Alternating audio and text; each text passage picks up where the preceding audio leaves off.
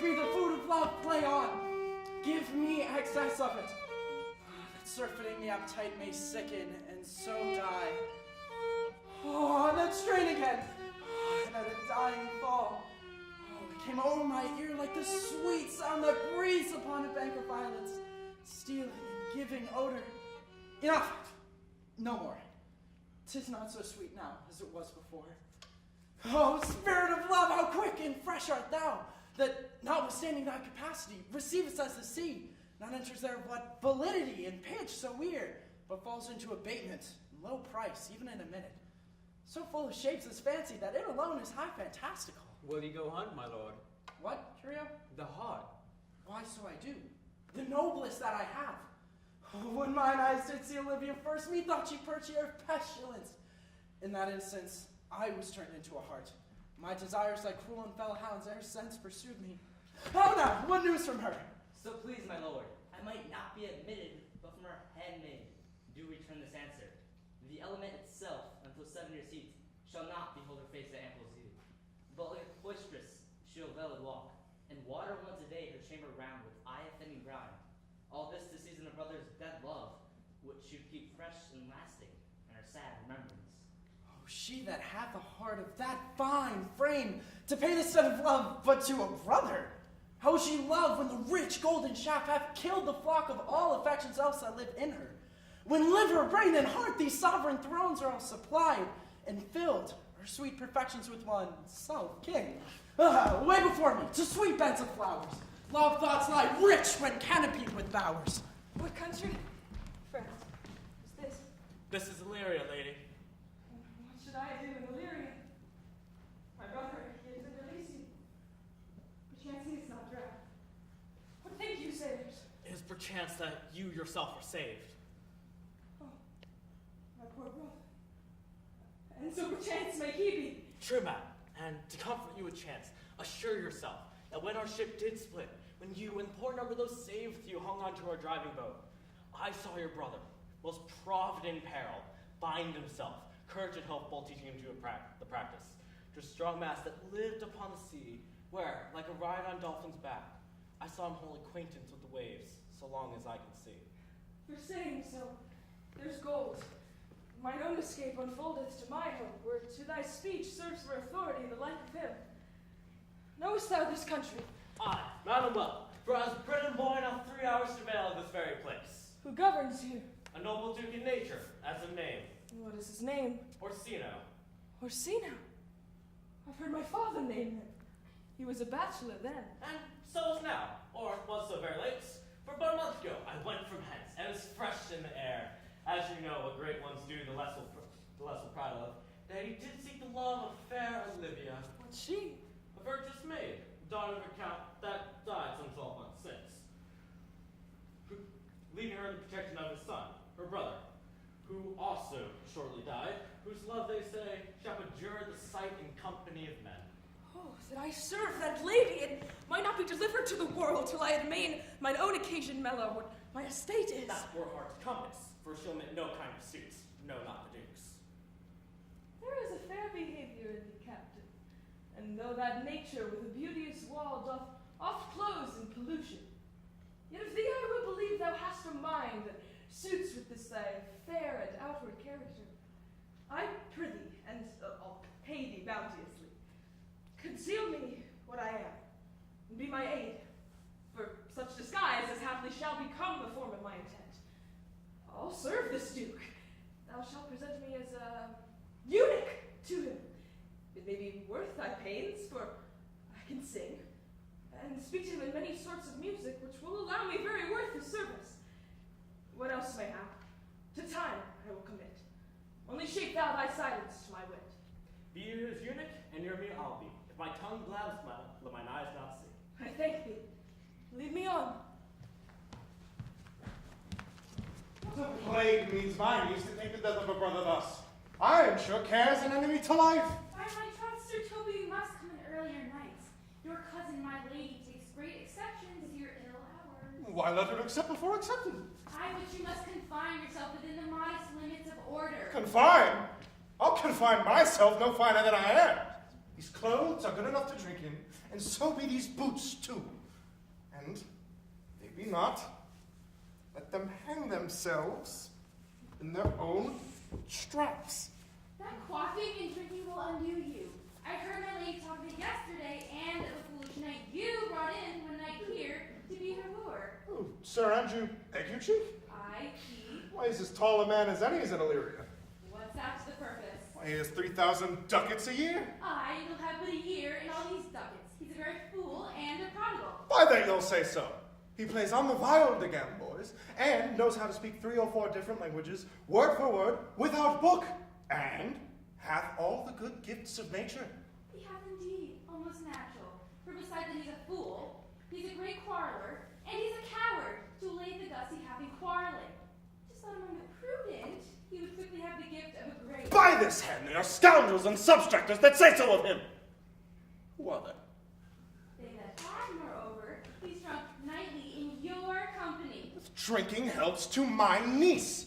I'll drink to her as long as there is passage in my throat and drink in Illyria. He is a coward and a cloister that will not drink to my niece till his brains turn on the toe like a parish top. What, wench? Castellano Volgo, for here comes Sir Andrew Equiface. Sir Toby Belch. How now, Sir Toby Belch? Sweet Sir Andrew. Whoa! Bless you, fair shrew. You do, sir. Accost, Sir Andrew, accost. My niece's chambermaid. Hello, good mistress. Of course, I desire better acquaintance. My name is Mary, sir. Good mistress, Mary, of course. You mistake, knight. Accost is front her, board her, woo her, assail her. By my troth, I would not undertake her in this company. Very well. Thou let part so, Sir Andrew, wouldst thou might never draw sword again. And you part so, mistress, I would I might never draw sword again. Fair lady, you believe you have fools in hand. Sir, I have not you by the hand. Mary, and you shall have, and here is my hand. Now, sir, thought is free. I pray you bring your hand to the buttery bar and let it drink. Wherefore, sweetheart, what's your metaphor? It's dry, sir. Why, I think so. I am not such an ass, but I can keep my hand dry. But what's your jest? It's a dry jest, sir. Are you full of them? I, sir, have them on my fingers and Mary, now let go your hand. I am barren. Oh, dear knight, thou lackst a cup of canary. When have I seen thee so put down? Never in your life, I think, unless you see canary put me down. You think sometimes I have no more wits than a Christian or an ordinary man has, but I am a great eater of beef, and I believe it does harm to my wit. And I thought No that question. I'd forswear it. I'll ride home tomorrow, Sir Toby. Pourquoi, my dear knight? What is percoy? Do or not do? I would have had bestowed that time in the tongues as I have in fencing, dancing, and bear baiting. Oh, I had but followed the arts. Then thou hadst the most excellent head of hair. Why would that have mended my hair? Past question, for you ceased it will not now cool my nature. Oh, but it becomes me well, does it not? Oh, excellent. Hangs like a flax on a distaff. And I hope to see a housewife take thee between her legs and spin it off. Hey, tomorrow, Sir Toby. Your niece shall not be seen, and if she be, it's 4 to 1. She'll none of me, the Count himself here, harby woos her. None of the count shall not match anybody above her degree, neither in years, estate, nor wit. I have heard her swear it. Tut, there's life in it, man. I'll stay a month longer. I am a fellow of the strangest mind in the world. I delight to mass and revel, sometimes all together. Good at these kickshaw scenes tonight. As any man in Illyria, whatsoever he be, under the degree of my betters, and yet I will not compare with an old man.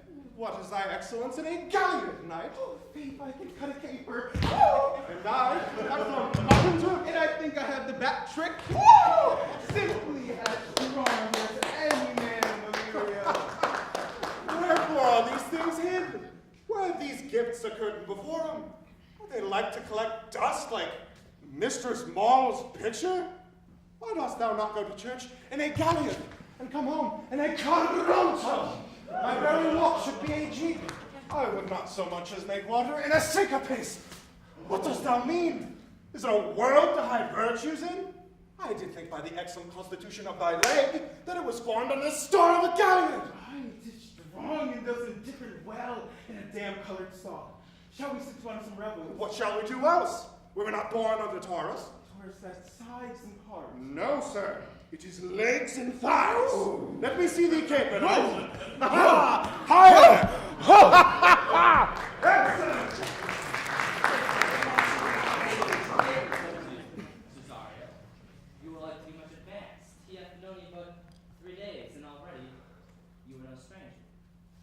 You either fear his humor or my negligence, and you call in question the continuance of his love. Is he inconstant, sir, in his favors? No. Believe me. I thank you. Here comes the count. We saw Cesario, huh? On your attendance, my lord, here. Stand you a while, Olivia. Cesario, thou knowest no less but all. I have unclasped to thee the book even of my secret soul. Therefore could you address thy gate unto her, be not denied access, stand at her doors and tell them, there thy fixed foot shall grow till thou have not any. Sure, my noble lord, she be so abandoned to her sorrows as it is spoke, she will never admit me. Be clamorous and leave all civil bounds, rather than make unprofited return. Say I do speak with her. My lord, what then? Oh, then, unfold the passion of my love. Surprise her with the dear discourse of my faith. It shall become thee well to act my wills.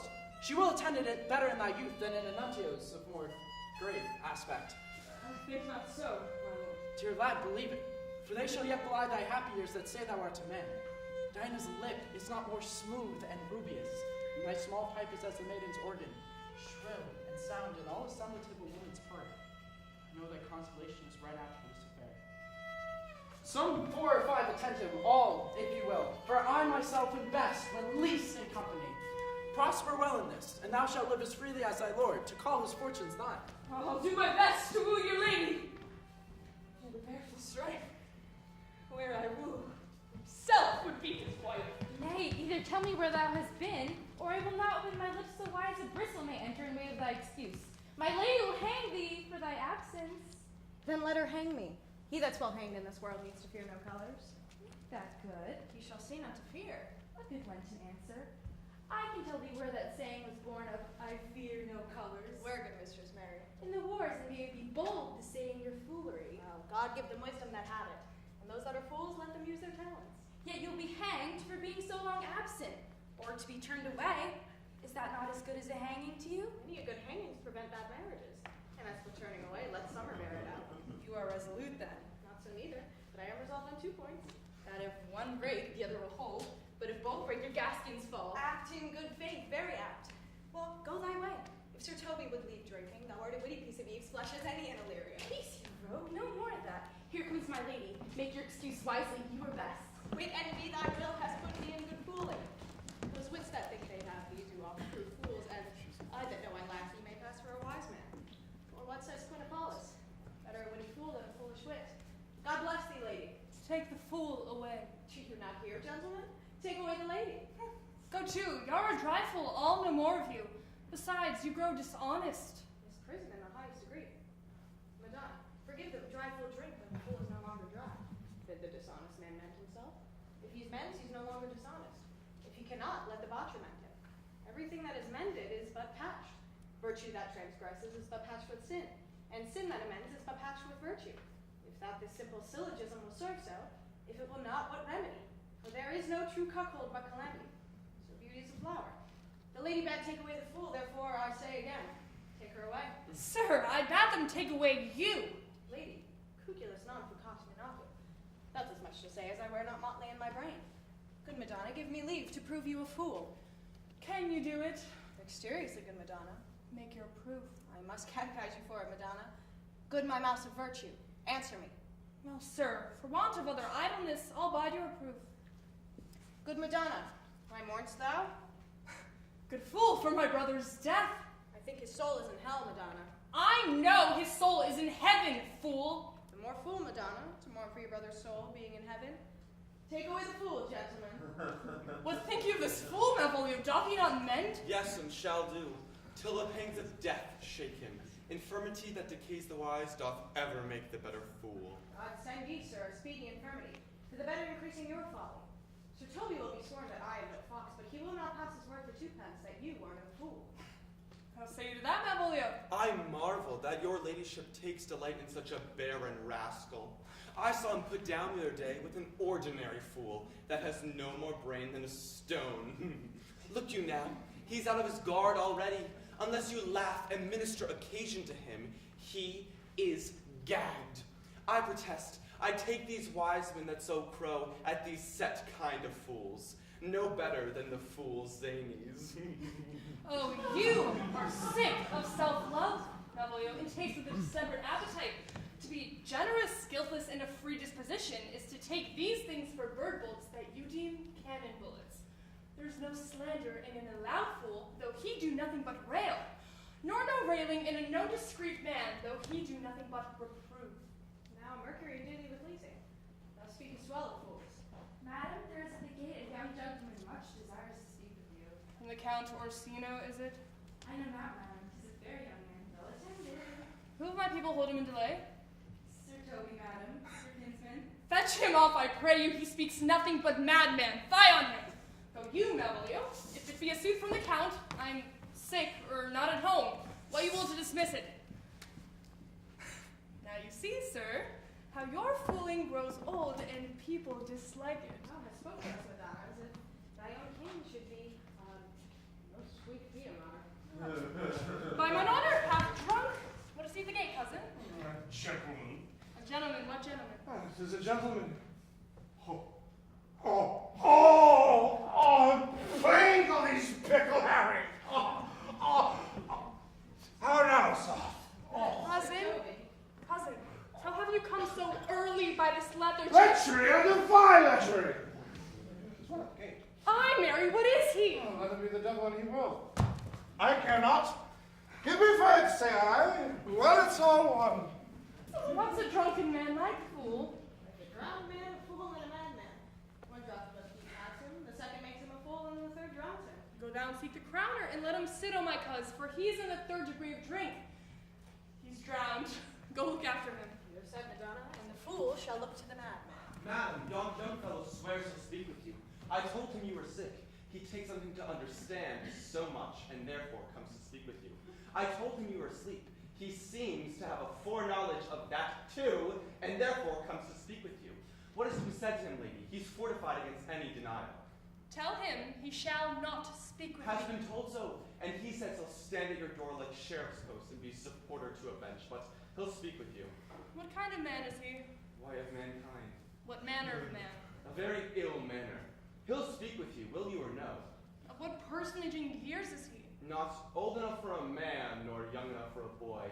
As a squash is 'tis before a peascod, or a codling when 'tis almost an apple. 'Tis with him in standing water between boy and man. He is very well favored and speaks very shrewdishly. One might think his mother's milk were scarce out of him. Let him approach. Call in my gentlewoman. Gentlewoman, my lady call. Get me my veil, throw it over my face. Will once more hear Orsino's embassy. The honorable lady of the house. Which is she? Speak to me, I shall answer for her. Your will? Most radiant, exquisite, and unmatchable beauty. I pray you tell me if this be the lady of the house, for I never saw her.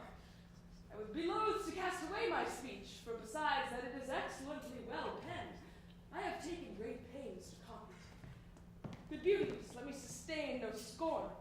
I am very comparable even to the least sinister usage. Whence came you, sir? I can say little more than I have studied, and that question is out of my part. Good gentlemen, give me modest assurance if you be the lady of the house, that I may proceed in my speech. Are you a comedian? No, my profound heart, and yet, by the very fangs of malice, I swear, I am not that I play. Are you the lady of the house? If I do not usurp myself, I am. Most certain if you are she, you do usurp yourself. For what is yours to bestow is not yours to usurp. This is from my commission. I will on with my speech in your praise, and then show you the heart of my message. Come to what is important in it. I forgive you the praise. Well, as I took great pains to study it, and 'tis poetical. It is the more like to be feigned, I pray you keep it in. I heard you were saucy at my gates, and allowed your approach, to wonder I even to hear you. be not mad, be gone. If you have reason, be brief. 'Tis not that time of moon with me to make one in so skipping a dialogue. Will you hoist sail, sir? Your vice away. No, good swallow. Come to hold here a little longer. Some multiplication for your giant, sweet lady. Tell me your mind. I am a messenger. Sure you have some hideous matter to deliver, when the courtesy of it is so fearful. Speak your office. It alone concerns your ear. I bring no overture of war, no taxation of homage. I hold the olive in my hand. My words are as full of peace as matter. Yet you began rudely. What are you, what would you? The rudeness that hath appeared in me have I learned from my entertainment. What I am and what I would are as secret as maidenhead. To your ears, divinity. To any others, profanation. Give us the place alone. We shall hear this divinity. Now, sir, what is your text? Most sweet! A comfortable doctrine, and much may be said of it. Where lies your text? In Orsino's bosom. Oh, in his bosom? In what chapter of his bosom? To answer by the method, in the first of his heart. Oh, I have read it. It is heresy. Have you no more to say? Good madam, let me see your face. Have you any commission from your lord to negotiate with my face? You are now out of your text. But we will draw the curtain and show you the picture. Look you, sir, such a one I was as present. Is it not well done? Excellently done. If God did all. 'Tis ingrained, sir. 'Twill endure wind and weather. 'Tis beauty truly blent, whose red and white nature's own sweet and cunning hand laid on. Lady, you are the cruelest she alive. If you are to lead these graces to the grave, leave the world no copy. Oh, sir, I will not be so hard-hearted. I will give out divers sketches of my beauty. It shall be inventoried in every utensil and particle labeled to my will. As, item, 2 lips in different red. Item, 2 gray eyes with lids to them. Item, 1 neck, 1 chin, and so forth. Were you sent hither to praise me? See what you are. You are too proud. But if you were the devil, you are fair. My lord and master loves you. Oh, such love could not be but recompensed, though you were crowned the nonpareil of beauty. How does he love me? With adorations, with fertile tears, with groans that thunder love, with sighs of fire. Your lord does know my mind. I cannot love him. Yet I suppose him virtuous, know him noble, of great estate, of fresh and stainless youth, in voices well divulged, free, learned, and valiant, and in dimension, in the shape of nature, a gracious person. But yet I cannot love him. He might have took his answer long ago. If I did love you, in my master's flame, with such a suffering, such a deadly life, in your denial, I would find no sense. I would not understand. Why would you? Make me a willow cabin at your gate, and call upon my soul within the house. Write out loyal cantids of condemned love, and sing them loud, even in the dead of night. Hallow your name to the reverberant hills, and make the babbling gossip of the air cry out, Olivia! For you should not rest between the elements of air and earth. You should pity. You might do much. What is your parentage? Above my fortunes, yet my state is well. I'm a gentleman. Get you to your lord. I cannot love him. Let him set no more. Unless, perchance, you come to me again to tell me how he takes it. I fare thee well. I thank you for your pains. Spend this for me. I am no feed post, lady. Keep your purse. My master, not myself, lacks recompense. Love make his heart flint, that you shall love. And let your fervor, like my master's, be placed in contempt. Farewell, fair knight. What is your parentage? Above my fortune, yet my state as well. I am a gentleman. I'll be sworn thou art. Thy tongue, thy face, thy lips, actions, and spirits do give me my belief. It was not too fast. Thought. Unless the master were the man. How now, even so quickly, may one catch the plague? Methinks I feel this youth's perfection with an invisible and subtle stealth to creep in at mine eyes. Well, let it be. What ho, Malvolio? Malvolio! Here, madam, at your service. Run after that same peevish messenger, the county's man. He left this ring behind home. But I am telling all none of it. Desire him not to flatter with his lord, nor hold him up with hopes. I am not for him. If that be you've come this way tomorrow, I'll give him reasons for it. Hi, Malvolio. Madam, I will. I do I know not what, but fear to find. Mine eye too great a flatter for my mind. Fate, show thy force! Ourselves we do not owe. What is decreed must be, and be this so. Will you stay no longer, and nor you not that I go with you? By your patience, no. My stars shine darkly over me. The malignancy of my fate might perhaps distemper yours. Therefore I shall crave of you your leave, that I may bear my evils alone, or bad recompense for your love to lay any of them on you. Let me know of you, whither you're bound. No suit, sir. I determined void mere extravagancy. But I perceive in you so excellent a touch of modesty that you will not extort from me what I'm willing to keep in. For it charges me in manners rather to express myself. You must know me then, Antonio. My name is Sebastian, which I call Rodrigo. My father was that Sebastian of Mesli, whom I know you've heard. He left behind him myself and a sister, both born in an hour. The heavens had been pleased when we had so ended. But you, sir, altered that. Somehow before you took me from the breach of the sea was my sister drowned. Alas the day. A lady, sir, who was said she much resembled me, was yet of many accounted beautiful. Yet I cannot with such estimable wonder or far believe that. But thus far I would boldly publish her. She bore a mind that envy could not but call fair. She is drowned already, sir, with salt water. I seem to drown her remembrance again with more. Pardon me, sir. Your bad entertainment. My good Antonio, forgive me your trouble. If you'll not murder me for my love, let me be your servant. If you will not undo what you have done, that is to kill him whom you have recovered, desire it not. Fare you well at once. My bosom is full of kindness. I am yet so near the manners of my mother that upon the least occasion more, mine eyes will tell tales. I am bound to the Count Orsino's court. Farewell. The gentleness of holy gods go with thee. I have many enemies in Orsino's court, so I would very shortly see thee there. But come what may, I adore thee so, that danger shall seem sport, and I will go. Were you not even now with the Countess Olivia? Even now, sir, on a moderate pace, I've since arrived but hither. She returns this ring to you, sir. You might have saved me the pains to have taken it away yourself. She adds, moreover, that you should put your lord into desperate assurance. She will none of him. And one thing more, that you never be so hardy to come again in his affairs, unless it be to report your lord's taking of this. Receive it so. She took the ring of me. I'll none of it. Come, sir, you peevishly threw it to her. Her will is it should be so returned. If it be worth stooping for, there it lies in your eye. If not be his that find it. I left no ring with her.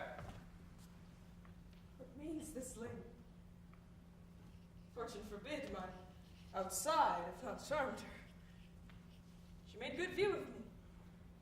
Indeed, so much that sure methought her eyes had lost her tongue. She did speak in starts distractedly. She loves me. Sure, the cunning of her passion invites me in this churlish messenger. None of my lord's ring, he sent her none. I am the man. Oh, and if it be so, it is, oh, poor lady, she would better love a dream. Disguise, I see. Thou art a wickedness, wherein the pregnant enemy does much. How easy it is for the proper false women's waxen hearts to set their forms. Alas, our frailty is the cause, not we. Such as we are made, such we be, how will this match? My master loves her, and I, monster, fond as much on him.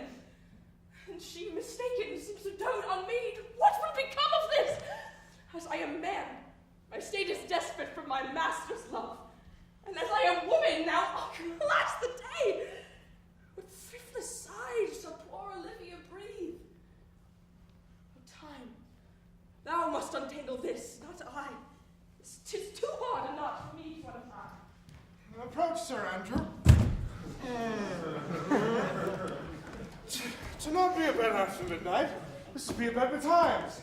Deliculo seger, thou knowst. Nay, by my troth, I know not, but I know to be up late is to be up late. A false conclusion. I hate it as an unfilled can.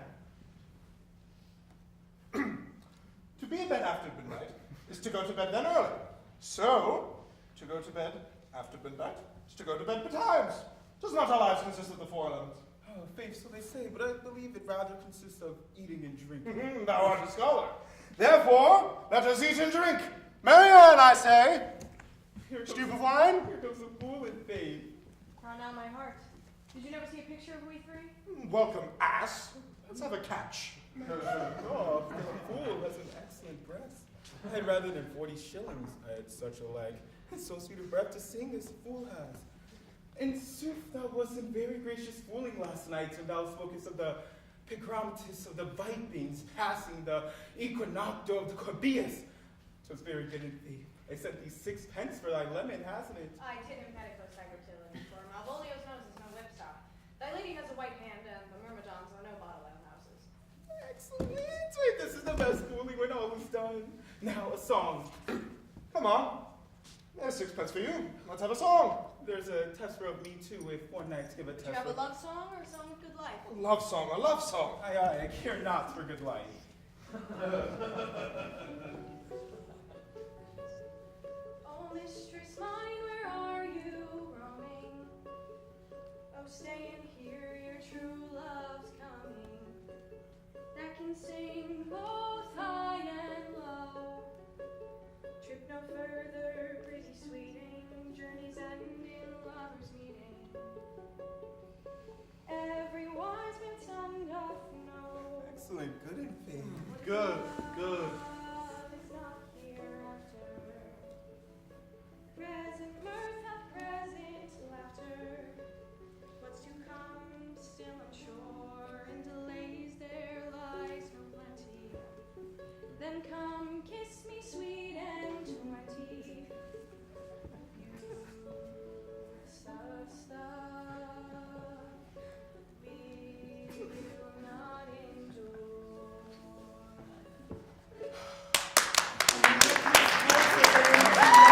Contagious breath. Very sweet and contagious in faith. To hear by the nose, it is dulcet in contagion. But shall we make the welcome dance indeed? Shall we rouse the night owl in a catch that draws 3 souls out of 1 weaver? Shall we do that? And you love me. Let's do time a dog at catch. Ah, your lady, sir, and some dogs will catch well. Oh, most certain. Let her catch be thou knave. Hold thy peace, thou knave knight. I shall be constrained in it to call thee knave knight. 'Tis not the first time constrained one to call me knave. Begin, fool. It begins, hold thy peace. I shall never begin if I hold my peace. Good in faith. But come, begin. Hold thy peace, thou knave. Hold thy peace, thou knave. Hold thy peace, thou knave. Hold thy peace. Hold thy peace, thou knave. Captain Wally, do you keep here? If my lady had not called upon her steward Malvolio and bid him turn you out of doors, never trust me. My lady's a Catian. We are politicians. Malvolio is head of Ramsey, and 3 merry men we be. Am I not constant, guineas? Am I not of a blood? Tilly Valley. The dwelt a man in Who me the knight is an terrible fooling. He doesn't better lady. Lady, on the 12th day of Christmas, my true love gave to me. My masters, are you mad? Have you no wit, manners, nor honesty, but to gabble like takers at this time of night? Do ye make an alehouse of my lady's house, that you squeak out in your cozier catches without any mitigation or remorse of voice?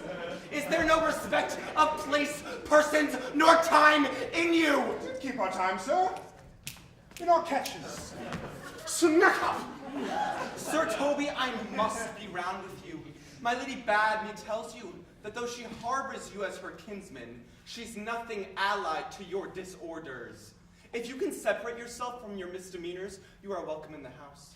If not, and it should please you take leave of her, she's very willing to bid you farewell. Farewell, dear heart, since I must needs be gone. Since I So- show his days are almost done. But I will never die. Sir Toby, there you This is lie. much credit to you. Shall I bid him go? What and if you do? Shall I bid him go? It's fair enough. Oh, no, no, no, you dare not. But do say ye lie. Art thou any more than a steward?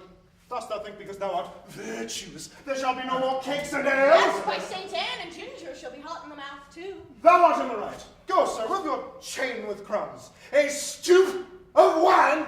Murah! Mistress Mary, if you prized my lady's favor at anything more than contempt, you would not give means to this uncivil rule. She shall know it by this hand. Go shake your ears! For as good as a deed is to drink when a man is hungry, to challenge in the field, to break that promise with him, and then make a fool out of him. Do it, knight. I'll write thee a challenge. Or I'll deliver thy indignation by word of mouth. Sweet Sir Toby, be patient for tonight. Since the youth of the Count's was today with my lady, she was much out of quiet. For Monsieur Malvolio, let me alone with him. If I cannot gull him into an A word and make him a common recreation, do not think I have wit enough to lie straight in my bed. I know I can do it. Possess us, possess us. Tell us something of him. Mary, sir, sometimes he's kind of Puritan. If I thought that, I'd beat him like a dog. What, for being a Puritan? Thy exquisite reason, did I? I have no exquisite reason for it, but I have reason good enough. The devil appear to me is, or anything constantly, but a time pleaser, an affectioned ass that can't stay without book, and utters by great swards. The best persuaded of himself, so crammed as he thinks, with excellencies that it is his grounds of faith, that all that look on him love him, and on that vice in him will my revenge by noble cause to work. What will thou do? I will drop in his way some obscure epistles of love, wherein by the color of his beard, the shape of his leg, the manner of his gait, the expression of his eye, forehead, and complexion, should he find himself most feelingly personated. I can write very like my lady. On a forgotten matter, we could hardly make distinction of our hands. Excellent. I smell a device. I have it in my nose, too. He will think by the letters that thou wilt drop that they come from my niece, and that she's in love with him.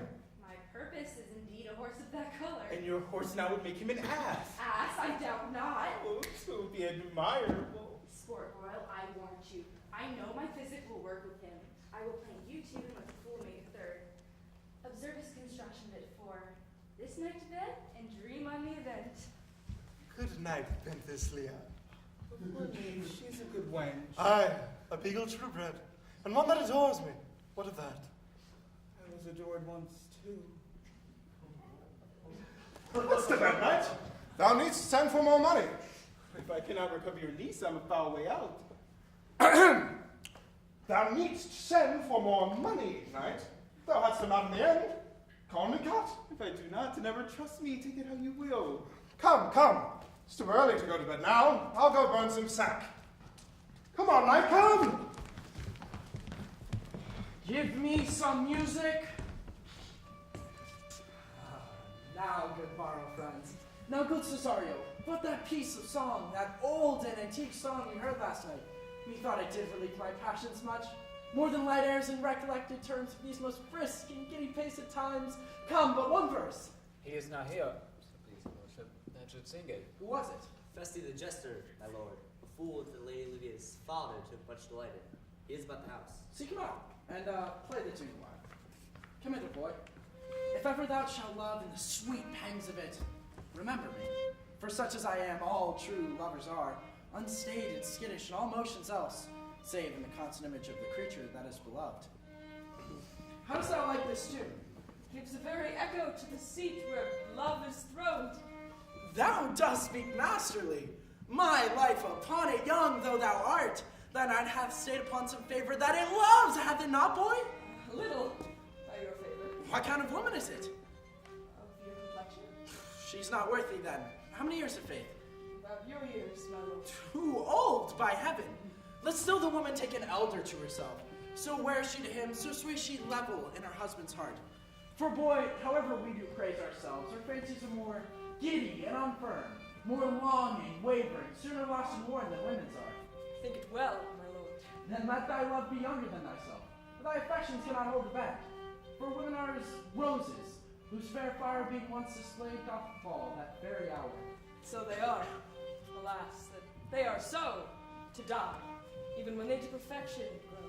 Oh, fellow, come. The song we have, I say. Mark it, Cesario, it is old and plain. The spinsters and the knitters in the sun, and the free maids that weave their threads with bones, do used to chant it. To silly soothe and dallies with the innocence of love like the old age. Are you ready, sir? I prithee, sing.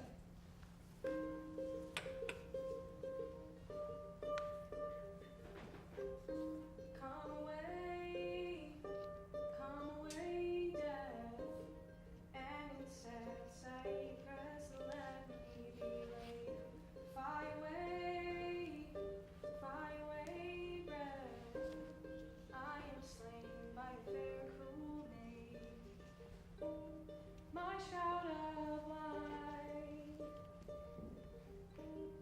stuck go with you.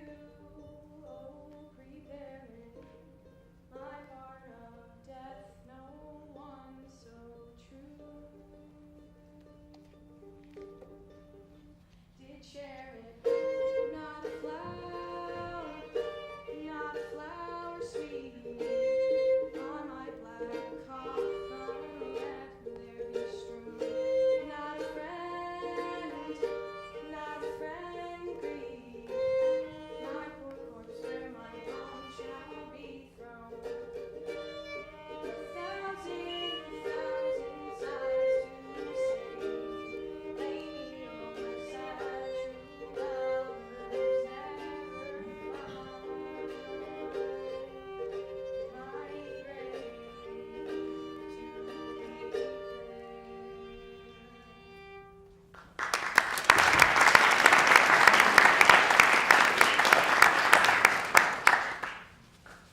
There's for thy pains. No pain, sir. I take pleasure in singing, sir. I will pay thy pleasures then.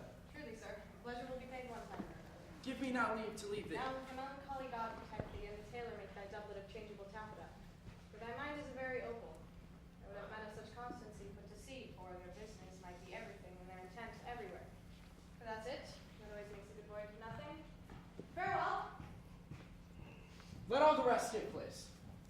Once more, Cesario, get thee to yon same sovereign cruelty. Tell her my love, more noble than world prizes, not quantity of dirty lands. The parts that fortune hath bestowed upon her, tell her I hold as giddily as fortune. But 'tis that miracle and queen of gems that nature pranks her and does attract my soul. She cannot love you, sir. It cannot so be answered. Sooth, but you must. Say that some lady, as perhaps there is, hath for your love as great a pang of heart as you have for Olivia. You cannot love her. You tell her so. Will she not then be answered? There is no woman's sides can bide the beating of so strong a passion as love doth give my heart. No woman's heart so big to hold so much, they lack retention. Alas, their love may be called appetite, with no motion of the liver, but the palate, that suffers surfeit, cloyment, and revolt. But mine is all as hungry as the sea, and can digest as much. Make no comparison between that love a woman can bear me, and that I owe Olivia. Aye, but I know. But what dost thou know? Too well. What love women to men may have. In faith, they are as true as hard as we. My father had a daughter, loved a man, as it might be, perhaps, were I a woman. I should your lordship. What's her history? A blank, my lord. She never told her love. Let concealment, like a worm in the bud, feed on her damask cheek. She pined in thought, and with a green and yellow melancholy, she sat like patience on a monument, smiling at grief. Is this not love, indeed?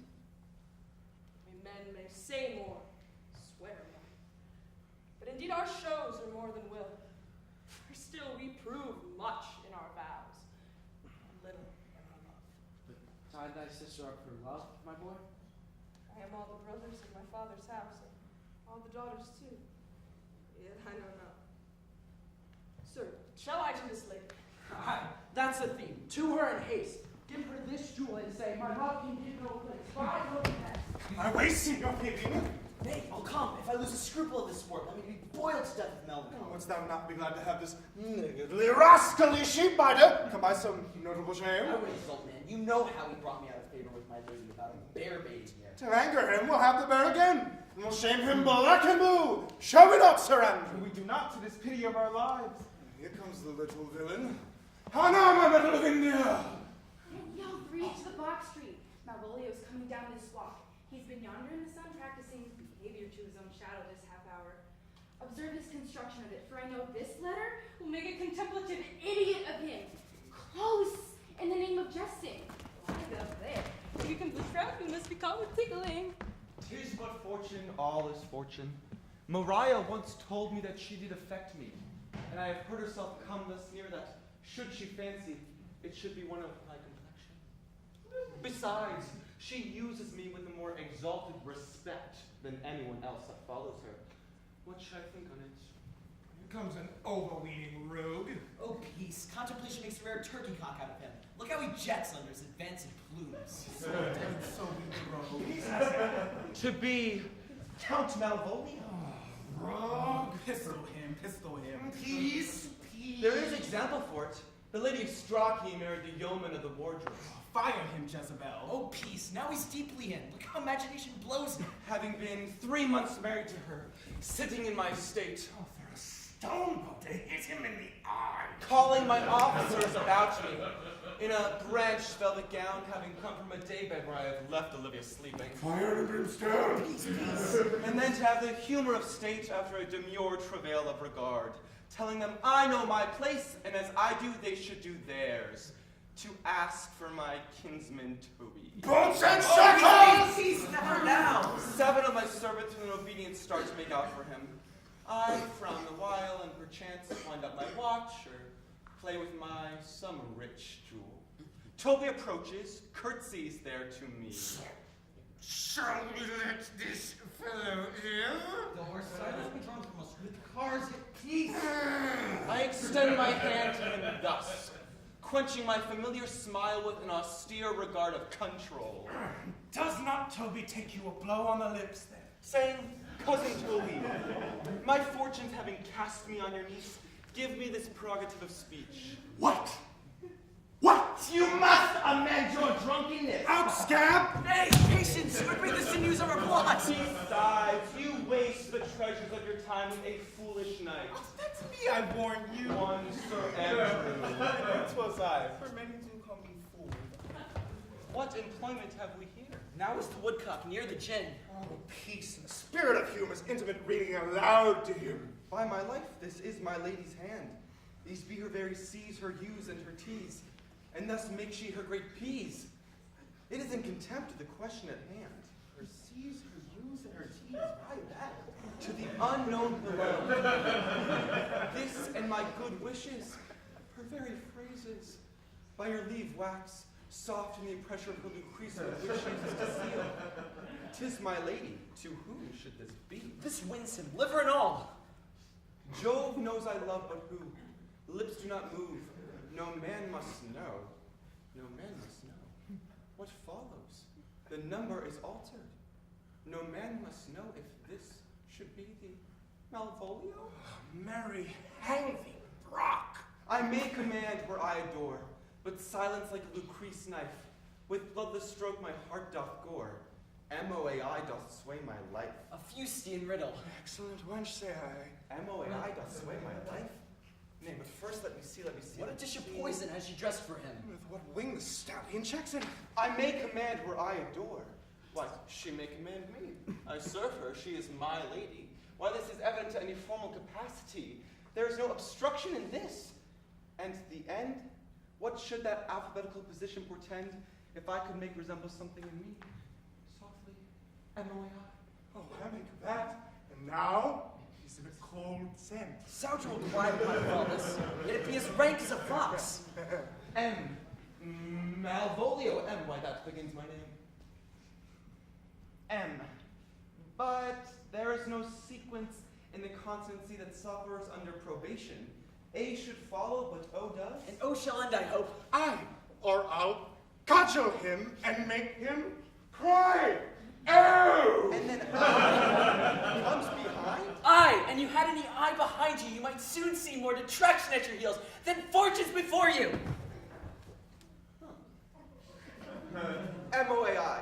This simulation is not as the former, and yet to crush it a little, it would bow to me that every one of these letters is in my name. Soft, here follows prose. If this fall into thy hand revolve, in my stars I am above thee, but be not afraid of greatness. Some are become great, some achieve greatness, and some have greatness thrust upon them. Thy fates open their hands. Let thy blood and spirit embrace them, and to inure thyself to what thou art like to be, cast thy humble slough and appear fresh. Be opposite with a kinsman, surly with servants. Let thy tongue tang arguments of state. Put thyself into the trick of singularity. She thus advises thee, that sighs for thee. Remember who commended thy yellow stockings, and wished to see thee cross-gartered? I say remember, go to, thou art made if thou desirest to be so. If not, let me see thee a steward still, the fellow of servants, and not worthy to touch fortune's fingers. Farewell, she that would alter services with thee, that fortunate unhappy. Daylight and champagne discovers not more. This is open. I will be proud. I will read politic authors. I will baffle Sir Toby. I will wash off gross acquaintance. I will be point device, the very man. I do not now fool myself to let imagination aid me, for every one of these reasons excites me to this, that my lady loves me. She did commend my yellow stockings of late. She did praise my leg ever being cross-gartered. And in this she manifests herself to my love, and with a kind of injection drives me to the habits of her liking. I thank my stars I am happy. I will be strange, stout in yellow stockings and cross-gartered, even with the swiftness of putting on. Jove and my stars be thanked, here is in the postscript! Thou canst not choose but know who I am. If thou entertainst my love, let it appear in thy smiling. Thy smiles become thee well. Therefore, in my presence still smile. Dear, oh my sweet, I prithee. Jove, I thank thee. I will smile. I will do everything that thou wilt have me. I wouldn't give my part of the sport for a pension of thousands to be paid from the Sophie.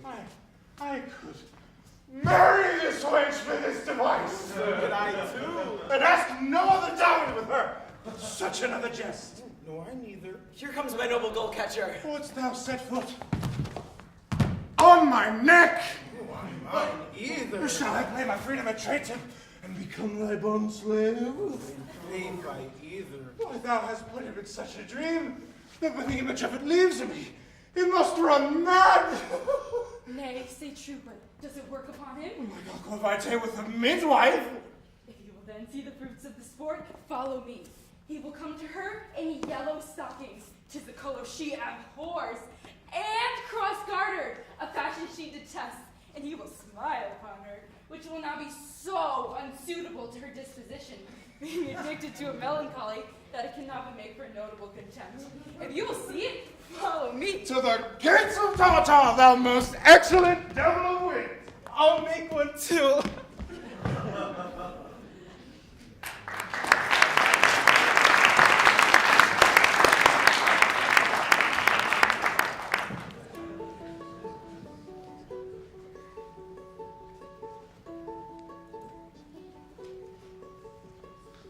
Oh, mistress mine, why did you leave me? Now I can't feel and it's all just grieving. For I searched so high and low, I can't find a way to move on, so here's this stupid love song. This song's been so overplayed, I can't find a tune that's not yet claimed. For the light won't find me in the dark.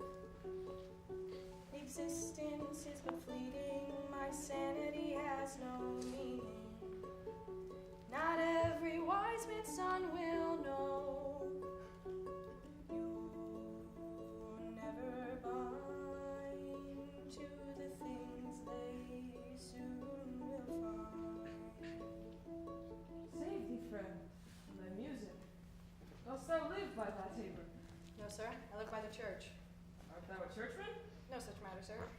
live by the church, for I do live at my house, and my house doth stand by the church.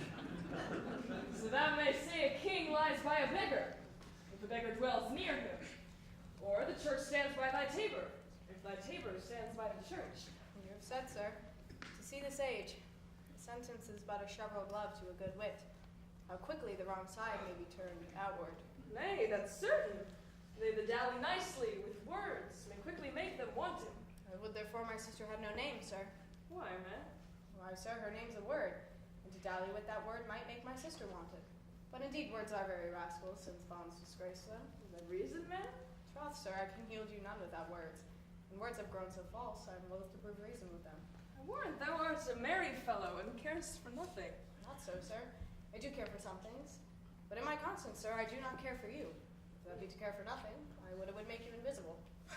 Art not thou the Lady Olivia's fool? No, indeed, sir. The Lady Olivia will have no folly. She will keep no fool until she be married, and fools are like husbands as pilchers are to herrings. The husband the bigger. I am indeed not her fool, but her corrupter of words. I saw thee late at Count Orsino's. Foolery, sir, to talk about the orb like the sun. It shines everywhere. I would be sorry, sir, but the fool should be as oft with your master as with my mistress. I think I saw your wisdom there. Nay, and thou pass upon me. I'll no more with thee. Old. There's expenses. Go with his next commodities of hairs. Send me a beard. By troth, I swear I'm almost sick for one. Do I not have it grow on my chin? Is thy lady within? Will not a pair of these have bread, sir? Yes, being kept together and put to use. I would play Lord Pandarus of Phrygia, sir, to bring a Cressida to this Troilus. I understand you, sir. 'Tis well begged. The matter, I hope, is not great, sir. Begging but a beggar. Cressida was a beggar. My lady is within, sir. I will constir to her whence you come. Who you are and what you would are out of my welcome. I would say element, but the word is overborne. That fellow is wise enough to play the fool. To do that well craves a kind of wit. You must observe upon whom he jests. Quality of persons at the time. And like the haggard, check at every feather that comes before his eye. This is a practice, and full of labor is a wise man's art. For folly that he wisely shows is fit. But wise men's folly falling quite taint therewith. Save you, gentleman.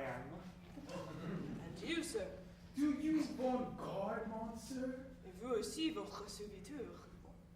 I hope, sir, you are. I'm yours. Will you encounter the house? My niece is desirous you should enter, if your trade be to her. I am bound to your niece, sir. I mean, she is the list of my voyage. Taste your legs, sir. Put them to motion. My legs do better understand me, sir, than I understand what you mean by bidding me taste my legs. Means to go, sir. To enter. And I will answer you with gate and entrance, but we are prevented. Most excellent, accomplished lady, the heavens rain odors on you. Use a rare courtier rains odors well. My matter hath no voice, but to your own, most pregnant, vouchsafed ear. Odors, pregnant. I've seen all three already. Let the guard door be shut and lead me to my hearing. Give me your hand, sir. My duty and humble service. What is your name? Cesario is your servant's name, fair princess. My servant, sir. 'Twas never merry world since lowly painting was called compliment. You are a servant to the Count Orsino, youth. Oh, and he is yours, and his must needs be yours. Your servant's servant is your servant, madam. For him, I think not on him, for his thoughts, but they were blanks rather than filled with me. Madam, I come to wet your gentle thoughts on his behalf. By your leave, I pray you, I beg you never speak again of him. But, would you undertake another suit, I'd rather hear you to solicit that than music from the spheres. Dear lady. Give me leave, beseech you. I did send, after that last enchantment you did here, a ring in chase of you. So did I abuse myself, my servant, and I fear me you. Under your hard construction must I sit, to force that on you in a shameful cunning which you knew none of yours. What might you think? Have Have you not set mine honor at the stake and baited it with all the muzzled thoughts that tyrannous heart can think? To one of your receiving enough is shown, a cypress, not a bosom, hides my heart. So let me hear you speak. Pity you. That's a degree to love. No, that agrees. For 'tis a vulgar proof that very oft we pity enemies. Why then, methinks 'tis time to smile again. A world, how apt the poor are to be proud. Should one be a prey, how much the better to fall before the lion and the wolf. The clock upbraids me with the waste of time. Be not afraid, good youth, I will not have you. And yet, when wit and reason is come to harvest, your wife is like to reap a proper man. There lies your way, due west. Then westward ho. Grace and good disposition attend your ladyship. You'll nothing to my lord by me, madam. Stay! I prithee tell me what thou thinkst of me. That you do think you are not what you are. If I think so, I think the same of you. For to think you right, I am not what I am. I would you were, as I would have you be. Would it be better, madam, than I am? And think it might, for now I am your fool. Oh, what a deal of scorn looks beautiful. In the contempt and anger of his lip, a murderous guilt shows not itself. More soon than love that would seem hid. Love's night is noon. Cesario, by the roses of the spring, by maidhood, honor, truth, and everything, I love thee so that maw girl like pride, nor wit, nor reason can my passion hide. Do not extort thy reasons from this clause, for that I woo, thou therefore hast no cause. But rather reason thus, with reason better. Love sought is good, but given unsought is better. By innocence, I swear, and by my youth, I have one heart, one bosom, and one truth, that no woman has, nor never none shall mistress be of it, save I alone. So adieu, good madam, nevermore, while I my master's tears to you deplore. Yet come again, for thou perhaps mayst move, that heart which now bores the light of love. No, faith, I'll not stay a jot longer. Thy reason, dear Benham, give thy reason. You must needs yield your reason, Sir Andrew. Mary, I saw your niece do more favors to the Count Surrey man than ever she bestowed upon me. I saw it in the orchard. Did she see thee the while, old boy? Tell me that. As plain as I see you now. This was a great argument of love, in her toward you. So you make an ass of me. I will prove it legitimate, sir, upon the oaths of judgment and reason. And they have been grand jurymen since before Noah was a sailor. She did show favor to the youth in your sight, only to exasperate you, to awaken your dormouse valor, to put fire in your heart and brimstone in your liver. You should then have accosted her, and with some excellent jest, fire new from the mint. You should have banged the youth into dumbness. This was looked for at your hand, and this was balked. The double guilt of the opportunity you let time wash off, and you are now sailed to the north, my lady's opinion, where you will hang like an icicle on a Dutchman's beard, unless you do redeem yourself by some laudable attempt of either valor or policy. Can it be any way? It must be done with valor, for policy I hate. I have some weak be of the roundness of the politician. Why then, build me thy fortunes upon the basis of valor. Challenge me, the Count's youth, to fight with him. Hurt him in 11 places. My niece shall take note of it, and assure thyself that there's no love broker in the world can more prevail in man's commendation with woman than report of valor. There is no way but this, Sir Andrew. Will either of you bear me a challenge to him? Go! Right in the martial hand. Be cursed and be brief. It is no matter how witty, so long as it be eloquent and full of invention. Taunt him with the license of ink. If thou dost him some thrice, it shall not be amiss. And as many lies as will lie in thy sheet of paper, though thy sheet were big enough for the better wear in England, set them down, go about it. Let there be gall in thy ink, though thou write with a goose pen, no matter, about it. Oh, well, where shall I find you? We'll call thee at the cubicula. Go!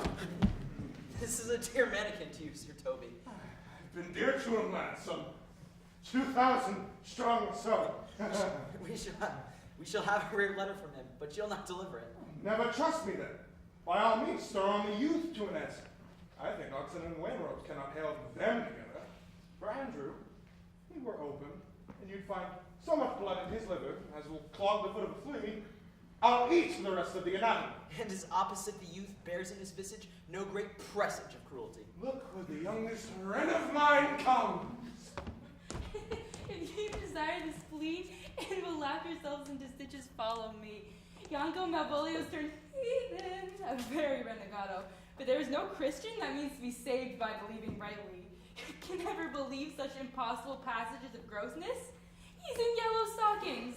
And cross-gartered. Most villainously, like a peasant that keeps a school in the church. I have dogged him like his murderer. He does obey every point of the letter that I dropped to betray him. He does smile his face into more lines than is in the new map with the augmentation of the Indies. You have not seen such a thing as 'tis. I can hardly forbear hurling things at him. I know my lady will strike him. If she do, he'll smile and take for great favor. Come, bring us where he is. Not that my will troubled you, but since you make your pleasures of your pains, I will no further chide you. I could not stay behind you. My desire, more sharp than filled steel, did spur me forth. And not all love to see you, though so much as might have drawn one to a longer voyage. But jealousy, what might befall your travel, being skilless in these parts which to a stranger, unguided and unfriended, often grew rough and unhospitable. My willing love, the rather by these arguments of fear set forth in your pursuit. my kind Antonio, I can no other answer make but thanks and thanks.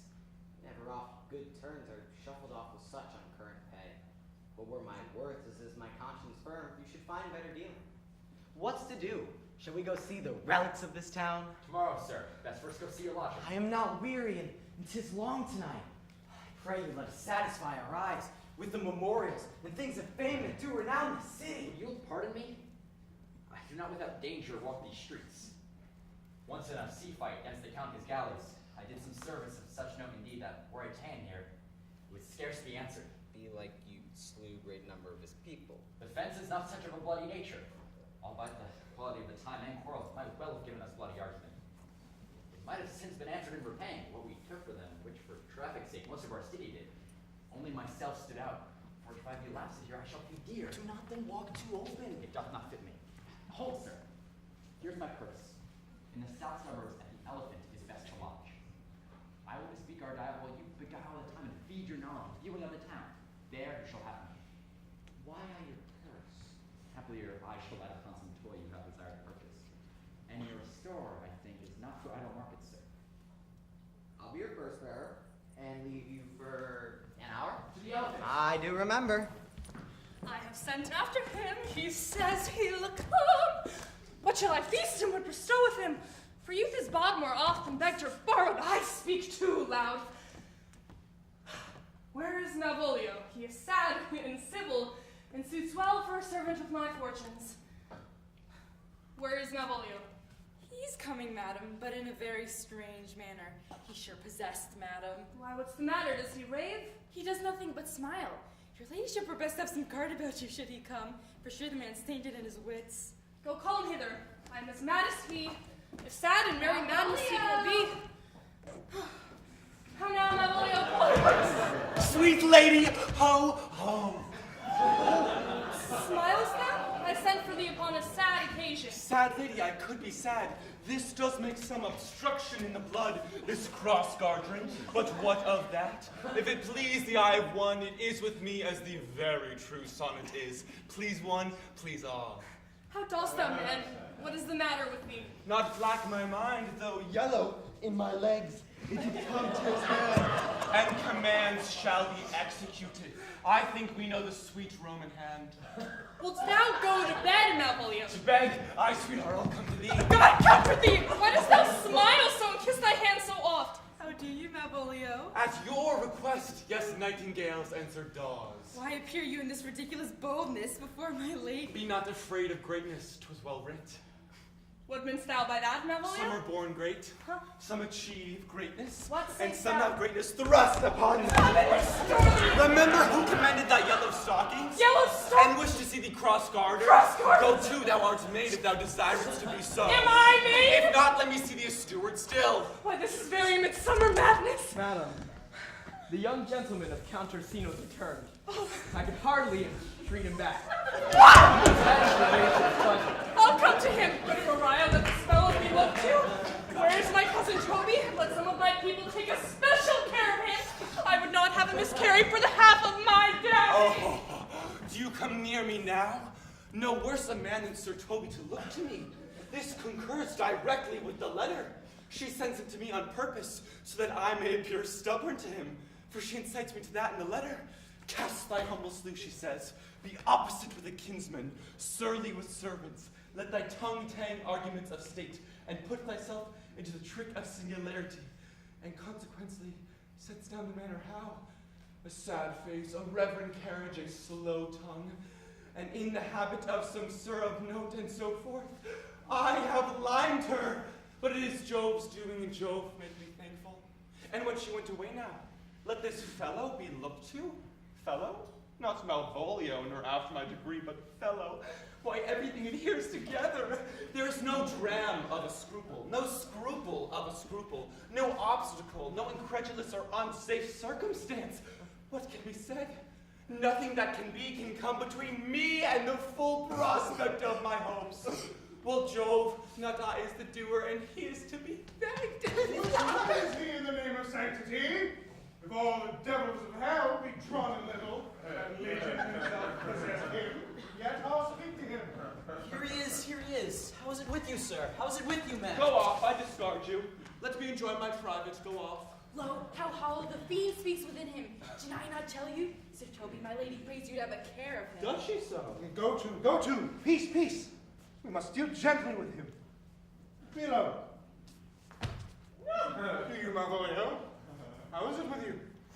Man, by the devil, consider he's an enemy to mankind. Do you know what you say? Lie, you? How you speak ill of the devil, how he takes that at heart? Pray God not be bewitched. Carry his water to the wise woman. Marry, and it shall be done tomorrow morning if I live. My lady would not lose him for more than all. How now, mistress? Prithee, hold thy peace. This is not the way. Do you not see you move him? Be alone with him. No way but gentleness. Gently, the fiend is rough and will not be roughly used. Why now, my thou cock? How dost thou chuck? Sir. I bid thee come with me. What man? 'Tis not for gravity to play at cherry pit with Satan. Hang him, foul collier. Get him to say his prayers, good Sir Toby. Get him to... My prayers, mates. Hey, weren't you? He will not hear God. Go hang yourself all! You are idle, shallow things, and I am not of your element. You shall know more hereafter. It's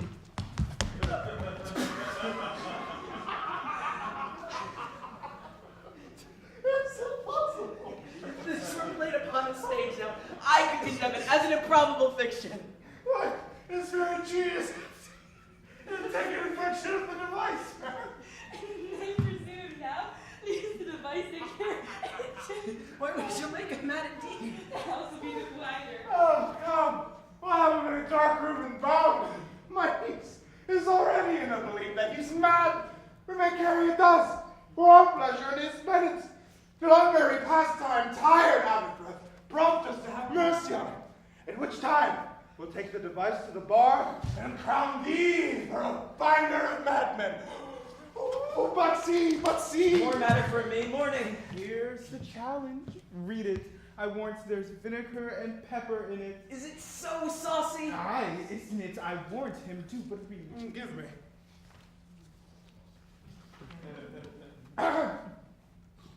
Youth, whatsoever thou art but a scurvy fellow.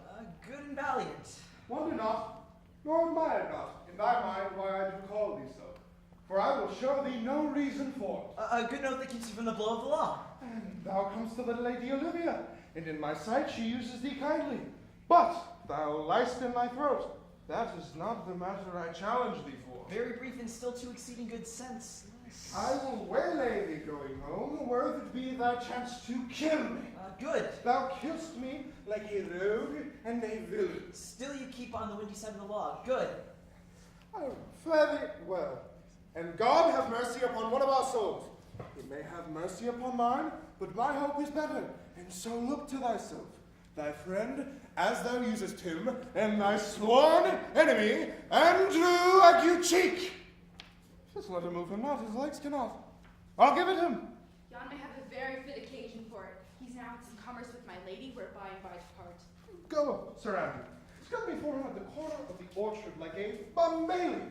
So soon as ever thou seest him, draw, and as thou drawest, swear horrible. For it comes to pass oft that a terrible oath with a swaggering accent, sharply twanged off, gives manhood more approbation than proof itself ever would have earned him. Away! Nay, let me alone for swearing.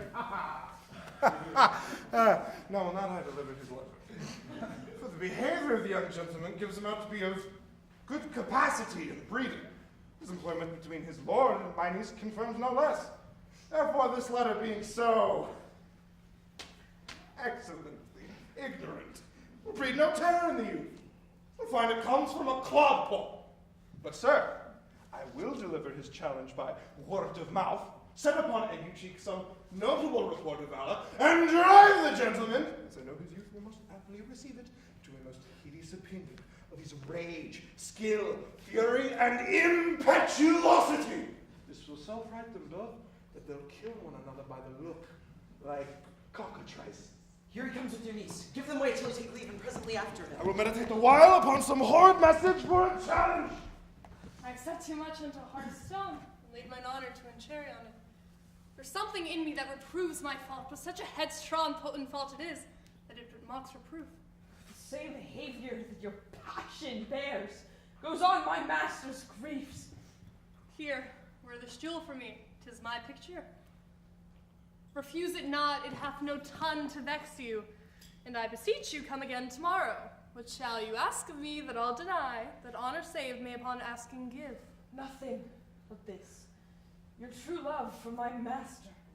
How with mine honor may I give him that which I have given to you? I will acquit you. Well, come again tomorrow. Fare thee well. A fiend like thee might bear my soul to hell. Gentlemen, God save thee. And you, sir. That defense thou hast, betake thee too. Of what nature the wrongs are thou hast done him, I know not. But thy interceptor, full of despite, bloody as the hunter, attends thee at the orchard end. Dismount thy tuck, bear thy preparation, for thy assailant is quick, skillful, and deadly. You mistake, sir, I am sure. No man hath any quarrel to me. My remembrance is very free and clear of any image of offense done to any man. You'll find it otherwise, I assure you. And therefore, if you hold your life at any price, betake thee to your God. Your opposite hath in him what youth, strength, skill, and wrath can furnish man with all. Sir, what is he? He is a knight dubbed with unhatched rapier, and on common consideration, but a devil in private brawl. Souls and bodies he hath divorced 3! And his incensement this moment so implacable, that satisfaction can be none but by pangs of death and sepulchre. Hobnob is his word. Give it or take it! I will return again into the house and desire some conduct of the lady. I am no fighter.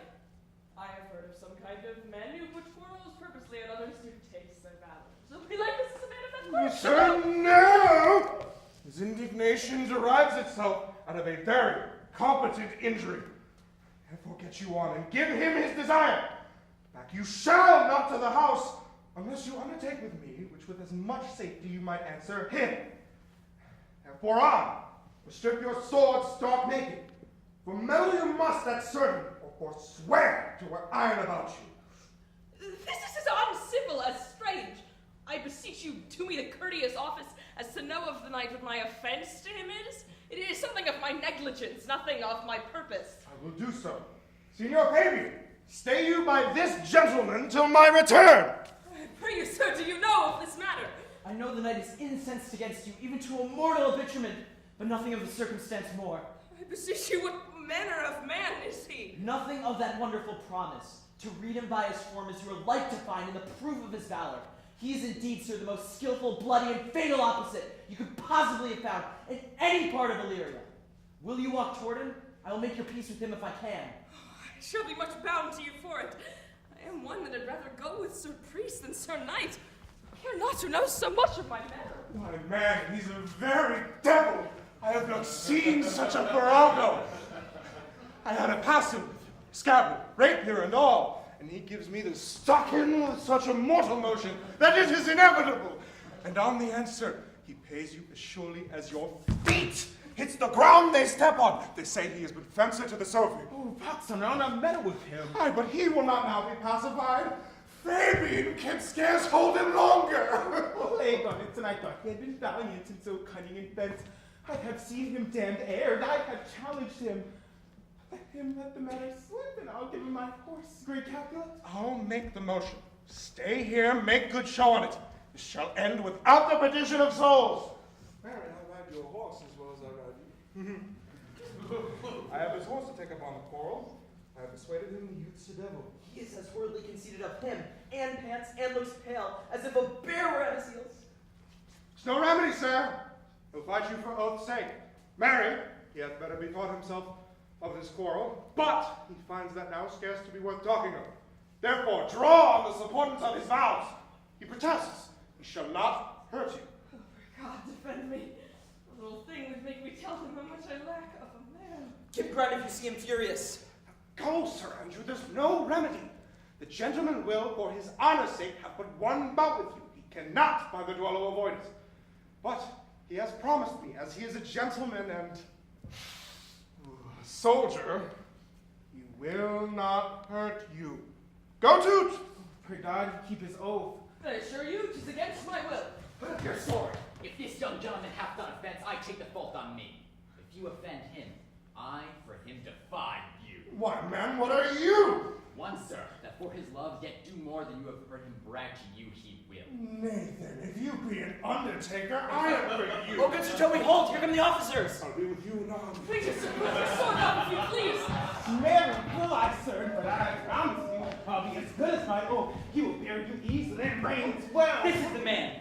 Do thy office. Antonio, I rest thee the suit of Count Orsino. You do mistake me, sir. No, sir, no, John. I know your favor well, though now you have no sea cap on your head. Take him away. He knows I know him well. I must obey. This comes of seeking you, but there's no remedy. I shall answer it. What will you do? Now my necessity makes me to ask you for my purse. It grieves me much more what I cannot do for you than what befalls myself. You stand amazed, but be of comfort. Come, sir, away. I must entreat of you some of that money. What money, sir?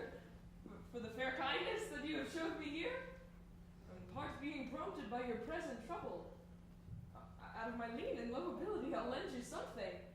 My having is not much. I'll make division of my present with you.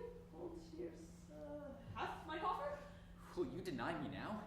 Is it possible that my deserts to you can lack persuasion? Do not tempt my misery. At least it makes me so unsound a man as to upbraid you with those kindnesses I have done for you. I know of none, nor know I you by voice or any feature. I hate ingratitude more in a man than lying, vainness, babbling, drunkenness, or any taint of vice whose strong corruption inhabits our frail blood. Oh, heavens themselves. Come, sir, I pray you go. Let me speak a little. This youth that you see here, I snatched one half out of the jaws of death, relieved him of such sanctity of Jove, and to his image, which methought did promise most venerable worth, did I devotion. What's that to us? The time goes by. Away. But oh, how veiled an idol proves this god. Now hath Sebastian done good feature, shame. In nature there's no blemish but the mind. None can be called the form of the unkind. The virtue is beauty, but the beauteous evil are empty trunks, overflourished by the devil. The man grows mad. Away with him. Come, sir. Lead me on. Methinks his words do from such passion. Why? He believes himself. True imagination. Truly, my dear brother, be not taken for you. Come to the night, come with the Fabian. We'll whisper over a couplet or two of most sage laws. Name Sebastian. I, my brother, know yet living in my glass. And so in favor with my brother. And he went still in this fashion, color, ornament. For him, it proved tempests are kind and salt waves flash in love. A very dishonest poultry boy, and more a coward than a hare. His dishonesty appears in leaving his friend here in necessity and denying him. And for his cowardship, asking your Fabian. A coward, a most devout coward, religious in it. Slid out after him again and beat him. Do cuff him soundly, but never draw thy sword. And I do not. Come, let's see the event. I dare lay any money 'twill be nothing yet. You make me believe I'm not sent for you? Go to. Thou art a foolish fellow. Let me be clear of thee. Well held out in faith. No, I do not know you, nor am I not sent to you by my lady to bid you come speak with her. Nor your name is not Master Cesario, nor this is not my nose neither. Nothing that is so is so. I pray thee, vent thy folly somewhere else. Thou knowest not me. Vent my folly? He has heard this word of some great man and now applies it to a fool? Vent my folly? I'm afraid this great lover the world will prove a cockney. I pray thee now ungird thy strangeness and tell me what I shall vent to my lady. Shall I vent to her that thou art coming? I pray thee, foolish Greek, depart from me. There's money for thee. You tarry longer, I shall give worse payment. Troth, sir, thou hast an open hand. Those wise men that give fools money do get themselves a good reward after words in your service. Now, sir, have I met you again? There's for you. Why, there's for thee, and there, and there. Are all the people mad? Hold, sir, I'll throw your dagger over the house. Will I tell my lady straight? I would not be in some of your coats for 2 pence. Oh, come on, sir, hold. Nay, let him alone. I'll go another way to work with him. I'll have an action about against him. There be any law in Illyria, though I struck him first, and yet it's no matter for it. Let go thyself. Come, sir, I will not let you go. Come, my young soldier, put up your iron. You are well flesh, come on. Be free from me. What will you see now? Thou darest tempt me further. Draw thy sword. What? Nay, I must have an ounce or two of this malapit blood from you. Ha ha ha! Hold, Toby! On thy life, I charge thee, hold! Will it be ever thus, ungracious wretch, fit for the mountains and the barbarous caves where manners ne'er were preached? Out of my sight! Be not offended, dear Cesario. Bruise me, big God! I prithee, gentle friend, let thy fair wisdom, not thy passion sway in this uncivil and unjust extent against thy peace. Go with me to my house, and hear thou there how many fruitless pranks this ruffian hath thought out, that thou thereby mayst smile at this. Thou shalt not choose but go. Do not deny but true his soul for me. He has started one poor heart of mine in thee. What relish is in this? How runs the stream? Or I am mad, or else this is a dream. Let fancy still my sense and let thee steep. If it be thus to dream, still let me sleep. Nay, calm, I prithee, without be ruled by me. Madam, I will. Oh, say so, and so be it. Put on this hat and this beard, and make him think thou art Sir Thomas the curate. Do it quickly. I'll call Sir Toby the whiles. Well, I'll put it on and I'll dissemble myself in it. And I would ever the first that ever dissembled in such a gown. I am not tall enough to become the function well, nor lean enough to be thought a good student. But to be said, an honest man and a good housekeeper goes as fairly as to say a careful man and a great scholar. The competitors enter. Jove bless thee, Master Parson. Buenos dias, Sir Toby. But as the old hermit of Prague that never saw pen and ink did wittily say to the niece of King Gorbaduc, that is. So I be Master Parsons and Master Parsons.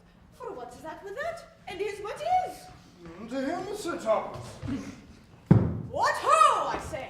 Peace in this prison! The knave counterfeits well, a good knave. Who calls there? Why, Sir Thomas, the curate, who comes to visit Malvolio, the lunatic. Sir Thomas, good Sir Thomas, go to my lady. Out, hyperbolical fiend, how vexed thou this man? Talkest nothing but of ladies. Well said, Master Parson. Sir Thomas, never has man been so wronged. Good Sir Thomas, do not think that I am mad. They have laid me here in hideous darkness. Fie, thou dishonest say, then I call thee by the most modest of terms, for I am one of those gentle ones, who calls the devil himself with courtesy. Sayest that house is dark? As hell, Sir Thomas. Why, it hath bay windows as transparent as barricados, and clear stores towards the south-north, as lustrous as ebony.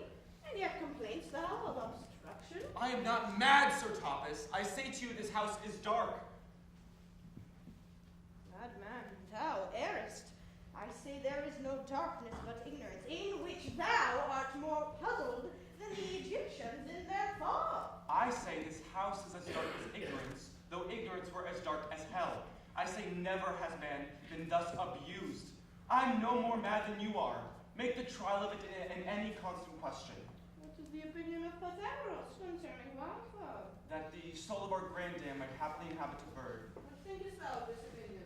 I think nobly of the soul, and in no way approve his opinion. Fare thee well, remain thou still in darkness, ere I will allow thy wits and fear to kill a woodcock, lest thou dispossessest the soul of thy grandam. Fare thee well! Sir Topas! My most exquisite Sir Topas! Marry, I am for all waters. Thou mightst not have worn thy beard and hat. He sees thee not. To him in thine own voice, and bring me word how thou findest him. I would we were well rid of this knavery. If he may be conveniently delivered, I would he were.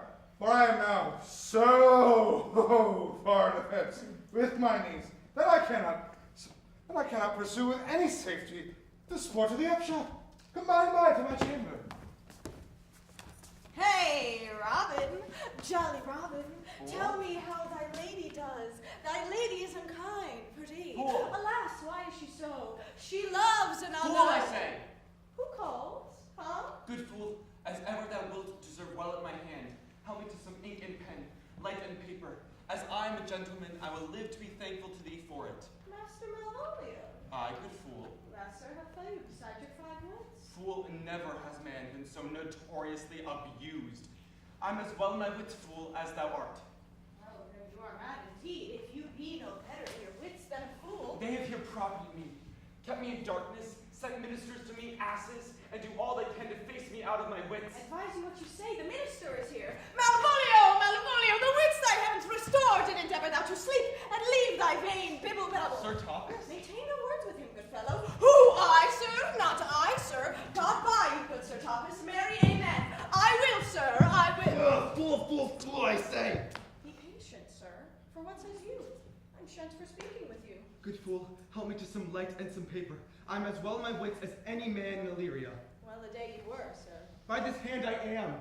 Good fool, some light paper and ink, and convey what I will set down to my lady. It shall advantage thee more than ever the bearing of a letter did. I will help you to it. But tell me true, are you not mad indeed, or do you but counterfeit? Believe me, I am not. I tell thee true. Hey, I'll never believe a madman till I see his brains. I will fetch you light paper, eh? Fool, I'll requite it in the highest degree. I prithee be gone. I am gone, sir, and anon, sir, I'll be with you again.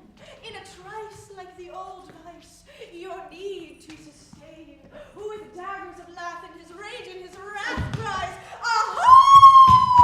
To the devil! Like a mad lad, pare thy nails, dad. Adieu, good man. This is the air.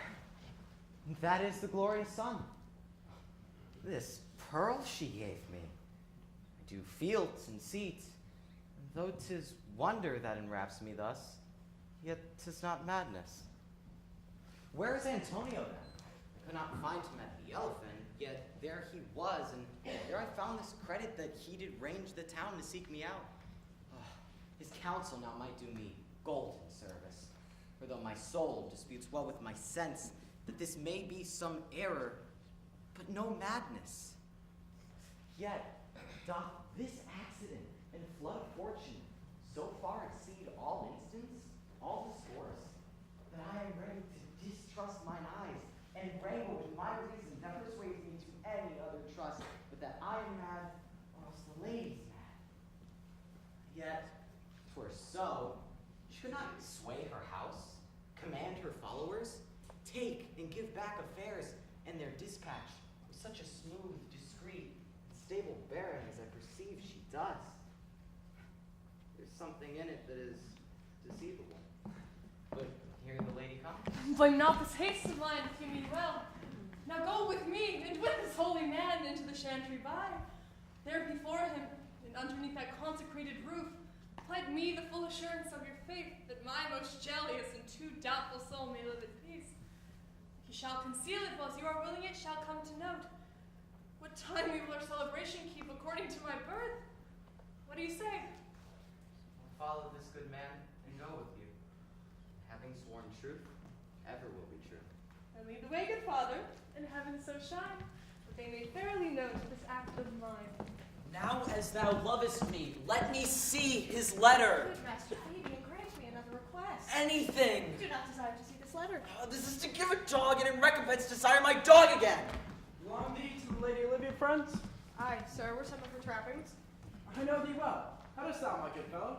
Truly, sir, the better for my foes and the worse for my friends. Just the contrary, the better for thy friends. No, sir, the worse. How can that be? Marry, sir, they praise me and make an ass of me. Now my foes tell me plainly that I'm an ass, so by my foes I profit in the knowledge of myself, and by my friends I'm abused. So the conclusion to be as cases. If your 4 negatives make your 2 affirmatives, why then the better for my foes and the worse for my friends. Why, this is excellent. No, sir, though it pleases you to be one of my friends. Thou shalt not be the worse for me. There's gold. Aye, that it would be double dealing, sir. And would you could make it another? You give me ill counsel. Put your grace in your pocket, sir, for this once, and let your flesh and blood obey. I'll be so much a sinner to be a double dealer. There's another. Primo, secundo, tertio is a good play. And as the old saying goes, the third pays for all. The triplet, sir, is a good tripping measure, or the bells of St. Bennet may put you in mind. 1, 2, 3. You can pull no more money out of me at this throw. If you tell your lady I'm here to speak with her and bring her along with you, it may awake my bounty further. Lullaby your bounty till I come again. I go, sir, but I would not have you think my desire of having is a sin of covetousness. But as you say, sir, let your bounty take an out. I will waken it on. Here comes the man, sir, that did rescue me. That face of his I do remember well.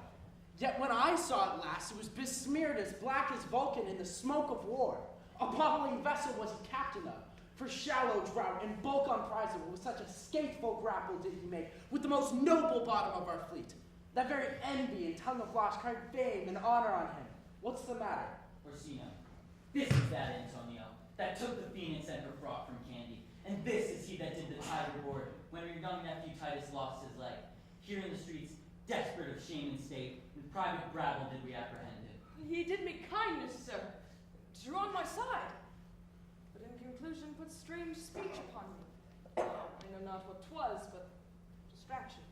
Notable pirate, thou saltwater thief! What foolish boldness brought thee to their mercies, whom thou in terms so bloody and so dear hast made thine enemies? Orsino, noble sir, be pleased that I shake off these names you give me. Antonio never yet was the thief or pirate, though I confess in basing ground enough Orsino's enemy. A witchcraft drew me hither. That most ingrateful boy there by your side, from the rude seas and rage and foamy mouth did I redeem. A rat past hope he was. His life I gave him, and did thereto add my love. Without retention or restraint, all his in dedication. For his sake, pure for his love, that I exposed myself into the danger of this adverse town. True to defend him when he was beset, where, being apprehended, his false cunning, not meaning to partake in danger with me, caught him to face me out of his acquaintance, and grew a 20 years removed dingle, one rake, denied me mine own purse, which I had recommended to his use not a half an hour before. How can this be? When came he to this town? Today, my lord, 3 months before. No interim and not a minute's vacancy. Day and night. Oh, here comes the Countess. Now heaven walks on earth. But for thee, fellow, thy words are madness. 3 months this youth hath tended upon me, but more of that anon. Take him aside. What would my lord, that he may not have, wherein Olivia may seem serviceable? Cesario, you do not keep promise with me. Madam, gracious Olivia. What do you say, Cesario? Good, my lord. My lord would speak. My duty hushes me. If it be aught to the old tune, my lord, it is as fat and fulsome to mine ear as howling after music. Still so cruel? Still so constant, lord. What a perverseness, you uncivil lady! To whose in great and unauspicious altars my soul, the faithless offerings hath breathed out, that ere devotion tendered. What shall I do? Even what it shall please, my lord, that shall become him. Why should I not? Had I the heart to do it? Like to the Egyptian thief at point of death, kill what I love. A savage jealousy that sometimes savors nobly. But hear me this. Since your non-regardance cast my faith, and I partly know the instrument that screws me from my true place in your favor, live you the marble-breasted tyrant still. But this your minion, whom I know you love, and whom by heaven I swear I tender dearly, him will I tear out from that cruel eye where he sits crowned in his master's spite. Come, Lord, with me, My thoughts are ripe with mischief. I'll sacrifice a lamb that I do love to spite a raven's heart within a dove. And I must shock and act and willingly to do you rest. 1,000 deaths would die. Where goes Cesario? After him I love. More than I love these eyes. More than my life. More by all mores than e'er I shall love wife.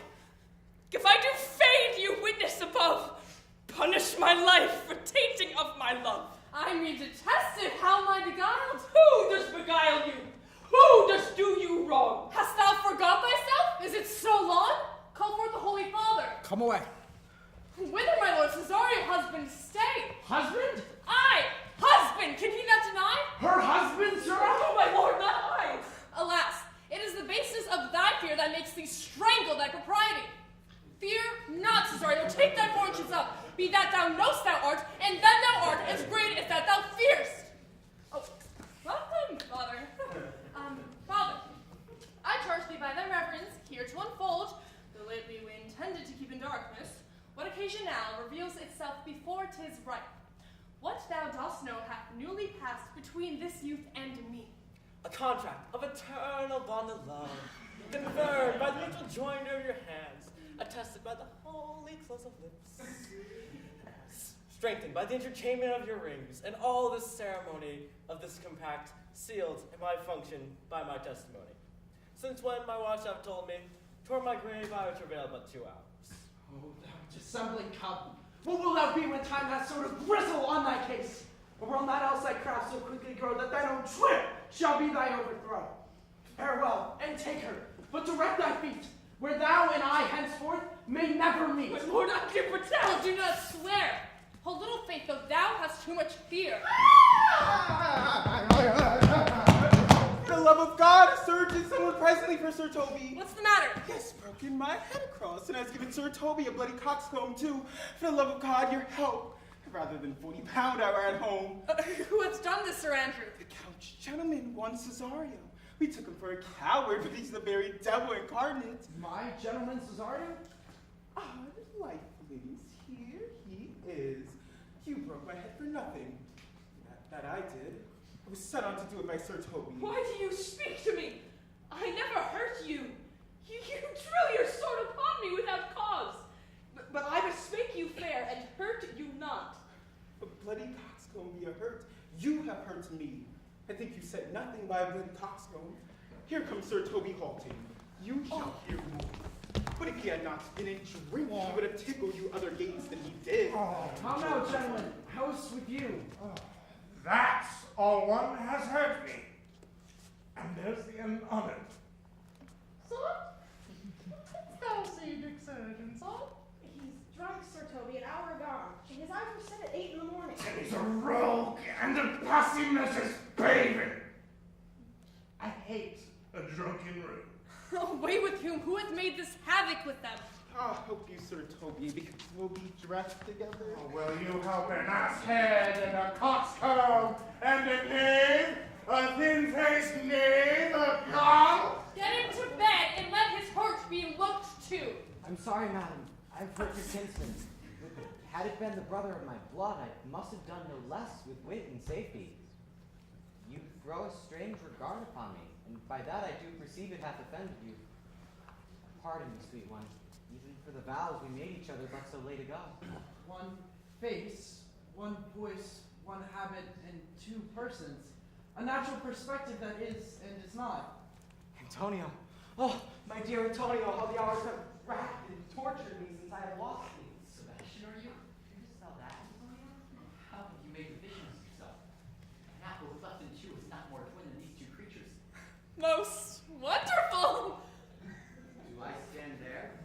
I never had a brother, nor can there be that deity in my nature here and everywhere. I had a sister, whom the blind waves and surges have devoured. Charity, what kin are you to me? What countryman? What name? What parentage? Messeline, Sebastian was my father. Such a Sebastian was my brother, too. So went he suited to his watery tomb. Spirits can assume both form and suit. You come to fright. Spirit I am indeed, but am in that dimension gross clad, which from the womb I did participate. the rest goes even. Should my tears let fall upon your cheek, and say thrice welcome drown in fire. My father had a mole upon his brow, So had mine. and died that day when Viola from her birth had numbered 13 years. That record is lively in my soul. Finished indeed his mortal act that day that made my sister 13 years. Nothing less to make us happy both, but this right masculine usurp attire. Do not embrace me, till each circumstance of time, place, and fortune to cohere and trump that I am Viola. Which to confirm, I'll bring you to a captain in this town, where lie my maiden weeds, by whose gentle help I was preserved to serve this noble count. Well, the occurrence of my fortune since hath been between this lady and this lord. So comes it, lady, you have been mistook? But nature to her lives drew in that. You would have been contracted to a maid, nor are you therein by my life deceived. You are betrothed to both a maid and man. Be not amazed. Right noble is his blood. If this be so, as yet the last seems true, I shall have share in this most happy wreck. Boy, thou hast said to me 1,000 times thou never shouldest love woman like to me. And all those sayings will I overswear, and all those swearings keep as true in soul, as doth that orbed continent, fire severs day from night. Give me thy hand, and let me see thee in thy woman's weeds. The captain that did bring me first upon shore hath for my maid's garments. He upon some action is now in durance at Malvolio's suit, a gentleman and follower of my lady. He shall march him! Fetch Malvolio hither! Oh, and yet, alas, I do remember me. They say, poor gentleman, he's much distract. The most extracting frenzy of mine own. To my remembrance, clearly banished his. How does he, sirrah? Truly, madam, he holds Beelzebub at the stave's end, as any man in his case may do. Has here writ a letter for you. I should have given it to you today morning, but as a madman's epistles are no gospels, so it skills not much when they're delivered. Open it and read it. Look then to be well edified, as the fool delivers the madman.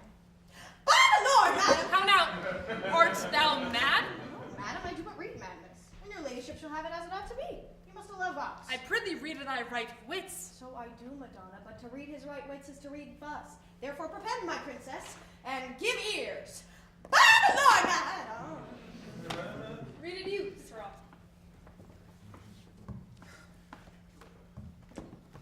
By the Lord, madam, you wrong me, and the world shall know it. Though you have put me into darkness and given your drunken cousin rule over me, yet have I the benefit of my senses as well as your ladyship. I have your own letter that induced me to the semblance I put on, with the which I doubt not, but to do myself much right or you much shame. Think of me as you please. I leave my duty a little unthought of, and speak out of my injury. The madly used Malvolio. Did he write this? Aye, madam. It savors not much of distraction. See him deliver, Fabian. Bring him hither. My lord, these things further thought on, so please you, to think me as well as a sister, as a wife. One day shall crown alliance on it, so please you, here at my house and at my proper cost. Madam, I am most apt to embrace your offer.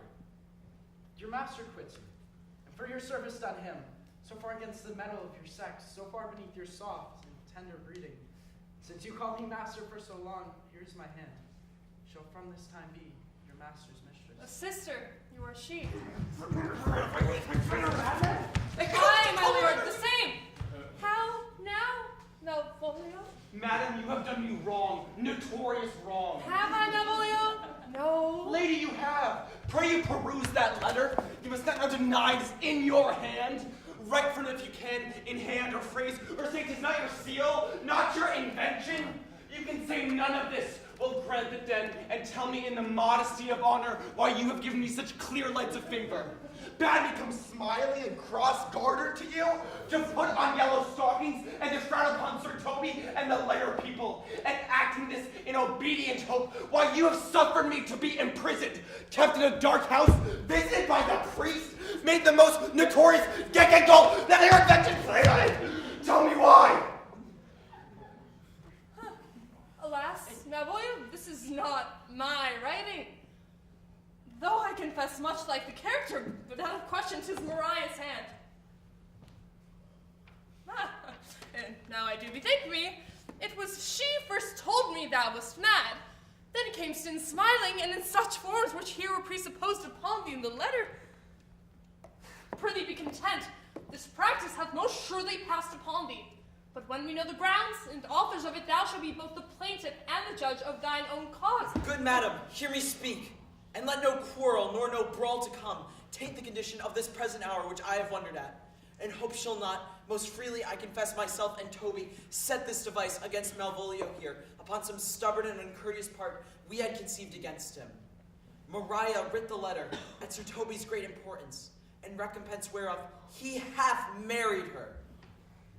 How with the sportful malice it was followed, may rather pluck on laughter than revenge, if that the injuries to be justly weighed that have on both sides passed. Alas, poor fool, how have they baffled thee? Why, some are born great, some achieve greatness, and some have greatness thrown upon them. I was one in this interlude. One, Sir Officer! But that's all one now. By the Lord Fool, I am not mad. But do you not remember, Madonna, how you laugh at such a barren rascal, and smile not his gag?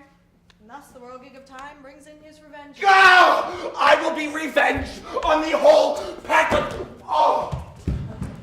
He hath been most notoriously abused. Pursue him and entreat him to a peace, for he hath not told us of the captain yet. When that is known and golden time convenes, a solemn combination of our dear souls shall be made. Meantime, sweet sister, we will not part from hence. Cesario, come, for so you shall be when you are men. Or when in other habits you are seen, Orsino's mission. His fancy's queen.